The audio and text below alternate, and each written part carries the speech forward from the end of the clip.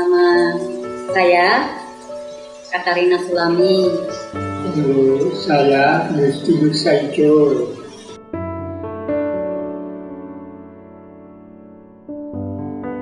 Itu memang panjang ya. Dari sejak saya kecil itu belum ada nama yang namanya lingkungan ya, masih disebut lingkungan Keempat. Terus setelah masuknya Pak Sukoyo, Pak Katekis sering masuk ke lingkungan, terutama lingkungan Keempat.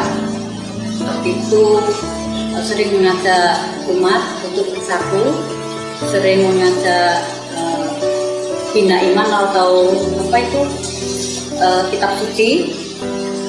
Nah, itu Pak Sukoyo selalu rajin, almarhum.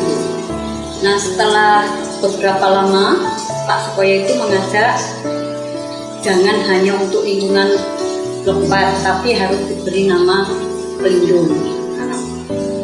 Sepengetahuan saya itu, setelah beberapa lama, 1 bulan, 2 bulan, Keempat itu berkumpul pas sembayangannya Pak Barasio Prende Purwanto. Itu terbentuknya lingkungan, kebetulan Pak Sukoyo rawuh ya. Itu ada Mbah Merto, Dinomo, Mbah Joyo Winangun, Mbah Narto, itu yang khusus sesepuhnya. Terus ada Mbah Martoyus, Mbah Hatemo, itu yang tua Mbah Warno, Pak Disupri, itu orang 6 itu ya, itu yang kuat itu orangnya. Nah, itu bersepakat untuk memberi nama pelindung. Mbah Merto memberi wawasan gimana kalau lingkungan Keempat itu dikasih nama pelindung Yohanes Bosco, karena Mbah Merto merasa punya anak yang nama permandiannya pas tanggal 31 Januari itu Yohanes Bosco Pongiring. Nah, diambil dari situ. Pak Joyo, Mbah Joyo itu selalu merangkul, bergandeng tangan dengan Mbah Joyo, Mbah Merto, Mbah Narto, aku. Kalau malam selalu keliling itu, setiap malam Jumat. Dulu sembahyang bapak-bapak selalu diambil malam Jumat, sambil tirakatan gitu kalau malam Jumat, orang Jawa ngomong. Kalau nggak salah teman dari keluarga Mbah Joyo, Mbah Merto Dinomo, Pak Desosro, Pak Desupri, Pak Martoyus, Mbah Temo, Mbah Warno, itu tokohnya itu yang 7 itu. Dulu sebelum ada ribut-ribut banyak kampung itu ya, itu semua akrab, entah mungkin tak apa itu aku gitu ya. Kalau lingkungan Keempat itu tetap semangat sih ya, tapi kadang-kadang gampang goyah kalau kendor gitu loh, karena malam sih kegiatannya. Ketua lingkungan pertama itu Mbah Merto Dinomo, terus Mbah Hatemo, terus setelah Mbah Hatemo itu Pak Martoyus, setelah Pak Martoyus Pak Prenggo, setelah Pak Prenggo Pak Disupri, sampai sekarang itu kita.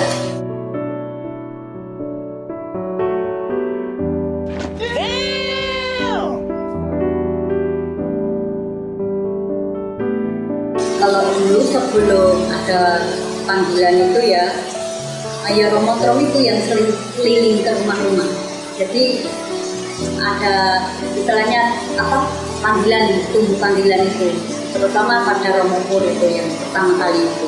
Romotrom itu keliling kemana-mana, nggak cuma di Blok 4, di Dam, di Lambau, pokoknya di daerah stasiun Kerajaan aja. Kalau saya menilai dari motivasi Romotrom ya, orangnya itu keras tapi istilahnya keras tapi mendidik gitu loh. Waktu Pak Sukoyo masuk, terus ada acara Natal, itu lingkungan waktu itu ditangani Pak kembang. Ya. Pak Sukoyo dulu mengatakan ayo lomba gawe reco. Dengan itu tantangannya lingkungan Don Bosco itu harus berani cari tanah liat di Kali Tebu setiap minggu itu ngumpulin tanah liat. Setelah itu hari Minggu sore ada kegiatan membuat reco dari tanah liat itu sampai terbentuknya lomba buat reco itu.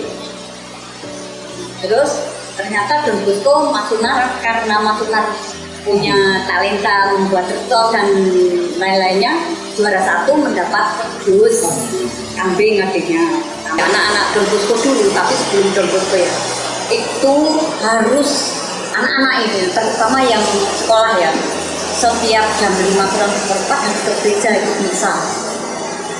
Jadi anak-anak pada semangat itu. Dan orang tua juga harus mengingatkan anak-anak balik sekolah atau terbalik yang begitu. Sebelum itu dari pihak ketua Don Bosco, terutama Mbak Boyo, Mbak Amato, Mbak Nato itu mengadakan selawatan. Jadi orang lingkungan, terutama muslim itu pada ikut selawatan, rame, penuh rumah. Orang mungkin itu selawatan, jangan kita hidup di luar negeri, tertanam itu. Iya, kami Pak Dikesno dulu, Warnino, terus banyak yang lain, Mas Lestam, terus banyak pokoknya di Don itu cuma berapa sih namanya, ada Mbak Kasia, ada Mbak Pani, itu sering mengadakan mujika grup 3 rujukan gitu ya, di tempatnya Pak Soprotulus itu, di Pak Mbak Marjono di ya di sana pertemuan. Terus di situ anak-anak muda itu ada yang nyentuh gini, pin awake dhewe golek rumah kosong ditambah makan ngisi kas. Semangat pada. Terus waktu itu pada semangat, waktu itu kan banyak tanah yang nganggur tuh dulu. Tempatnya Mbah Tin Margo itu kan yang di situ sekarang sudah dijual itu kita beli mantan, dan mantan itu setelah tua dijual untuk investasi. Benih panggilan dan ya pokoknya begitulah mas. Benih panggilan lah, tetap guyup lah ya. Terus menghadirkan benih-benih panggilan itu terutama terwujud dari keluarga dulu. Ya sudah ada sih, tapi belum ada nama pelindung. Kalau di dam itu dam lor, dam kidul ya. Dam kidul yang sebelah sini, yang dam lor sebelah tempatnya Petrus Prasojo itu dam lor. Itu ya sekarang setelah Don Bosco dibentuk, semua dibentuk kasih nama pelindung. Waktu pembentukan satu lingkungan Santo Don Bosco itu tepatnya Pak Prenggo ya, waktu itu setelah terbentuknya. Terus pas masih ramai gencar-gencarnya membentuk cari nama pelindung itu disuruh bubar karena dulu banyak rampokan. Bubar karena di Campang ada orang di Plato, Kampak Dasi bubar.